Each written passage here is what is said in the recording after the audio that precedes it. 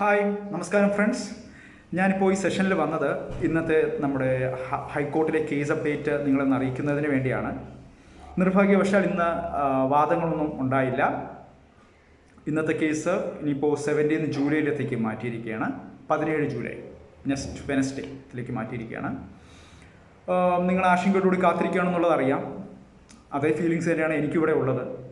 അതിന് നീണ്ടു പോകുമ്പോൾ ഡെഫിനറ്റ്ലി എല്ലാവർക്കും ഒരു ആശങ്ക ഉണ്ടാകും. പക്ഷേ ഇപ്പോൾ ഹൈ റിസ്ക് മാനേജ്മെൻറ്റിനെ സംബന്ധിച്ച് അവർക്ക് അവരുടേതായിട്ടുള്ള ഡിസിഷൻസ് ഉണ്ട്. എന്തെങ്കിലും അവരുടെ ടീം ഓഫ് എക്സ്പേർട്സിന് അവരുടേതായിട്ടുള്ള റീസൺസ് കൊണ്ടായിരിക്കാം ഇത് നീട്ടിയതെന്ന് ആണ് ഞാൻ വിശ്വസിക്കുന്നത്. പിന്നെ ഒരു കാര്യം കൂടെ എനിക്ക് സുഹൃത്തുക്കളോട് പറയാനുണ്ട്. ഇന്നലത്തെ ബഡ്സ് ആക്ട് പാർട്ട് 5 വീഡിയോയുടെ താഴെ കുറച്ച് ജെന്യുവനായിട്ടുള്ള കമൻസുകൾ വന്നിരുന്നു. ശ്രദ്ധിച്ചു ആ കമൻസ്. അപ്പോൾ ഞാൻ പറഞ്ഞല്ലോ, ഞാൻ ഈ ബഡ്സ് ആക്ട് 2019 കുറിച്ച് സംസാരിക്കുന്നത് ഒരു എഡ്യൂക്കേഷൻ അവയർനെസ്സിന് വേണ്ടിയാണ്. അല്ലാതെ ഇപ്പോൾ ഇരിക്കുന്ന കേസുമായിട്ട് നിങ്ങളത് ഒരു ജഡ്ജ്മെൻറ്റിലേക്ക് വരരുത്. ഓക്കെ, കാരണം പല കമൻസും കണ്ടു. അപ്പോൾ ഇങ്ങനെ കമ്പനി ഇപ്പോൾ ഇനി വൈൻഡിങ് അപ്പിലേക്കാണോ ഇനി പോകുന്നതെന്നുള്ള കുറച്ച് ചോദ്യങ്ങൾ കണ്ടു. അപ്പോൾ ഞാൻ ഇന്നലെ പറഞ്ഞതെന്ന് പറഞ്ഞാൽ നിങ്ങൾ സുഹൃത്തുക്കളെ മനസ്സിലാക്കേണ്ടത്,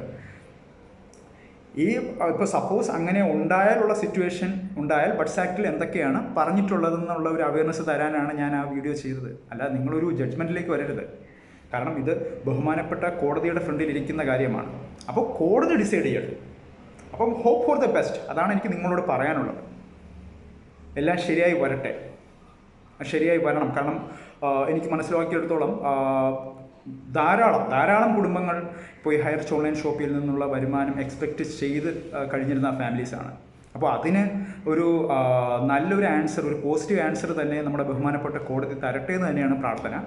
അപ്പോൾ അതിനു വേണ്ടി തന്നെ നമുക്ക് കാത്തിരിക്കാം. അപ്പോൾ ഈ കാര്യങ്ങൾ ഞാനൊന്ന് ഷെയർ ചെയ്യാനാണ് ഞാനിപ്പോൾ ഈ സെഷനിൽ വന്നത്. അപ്പോൾ എന്തായാലും ഇനിയിപ്പോൾ ഹൈറിച്ചിൻ്റെ കേസ് ഇനിയിപ്പോൾ ഹൈക്കോർട്ടിൽ എടുക്കുന്നത് 17 ജൂലൈയിലാണ്. നെക്സ്റ്റ് വെനസ്ഡേ, കമ്മിങ് വെനസ്ഡേ ആണ് ഇനി ഇപ്പോൾ എടുക്കുന്നത്. അപ്പോൾ ഈ കാര്യങ്ങൾ അപ്ഡേറ്റ് ചെയ്യാനാണ് വന്നത്.